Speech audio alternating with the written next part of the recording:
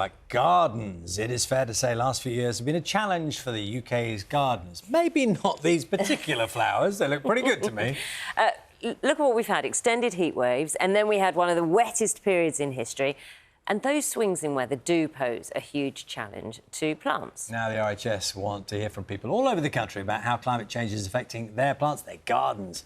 Let's speak now to the RHS Vice President, Jekka McVicar, who can join now. And Jekka, first of all, is this your garden we're seeing behind you? Because that looks absolutely beautiful.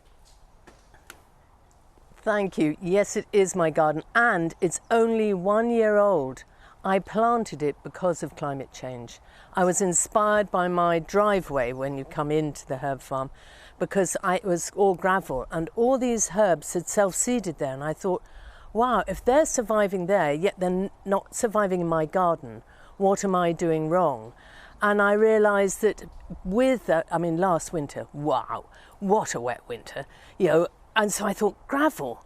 So I've created this gravel garden, and I've created a garden with minimum soil, and it's been absolutely fascinating. If you think that this was planted last year with just standard pot plants, that you would buy in a garden centre, or you can buy from us, but it doesn't matter, and they have grown that much in 1 year. Wonderful. Well, that's very inspiring, and you're asking people to share with you their experiences, which may not be quite as successful or joyous as yours. Well,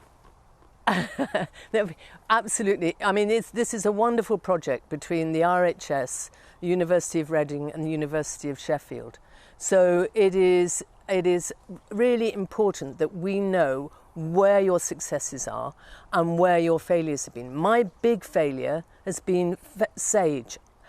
I just can't grow standard sage. It gets mildew, hates the excess wet, and even in my gravel gardens is not doing particularly well.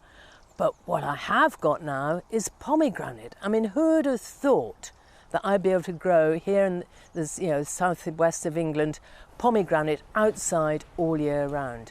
So there are pluses and there are minuses, and this is what this whole project's looking at: what you've succeeded in and what you've not, and whether you've got clay soil, like I've got clay soil in my standard garden, and you may not. You may have the beautiful sandy soil that drains away after heavy rain. Jekka, morning, it's Naga here.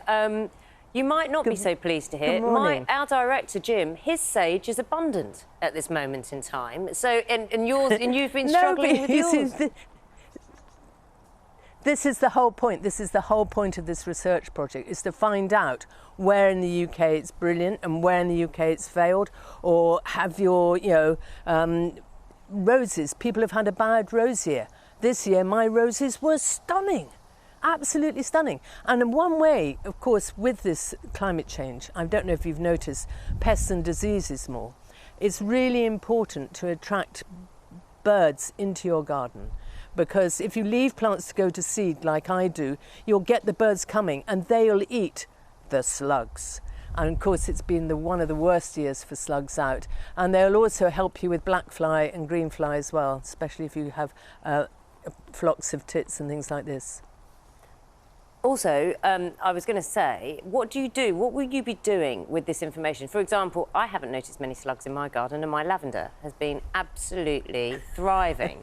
But it's true, and it gets people thinking. Yeah. We're going to be asking our audience to kind of send their pictures in about what's doing well, what's not. What are you going to do with this information? Great.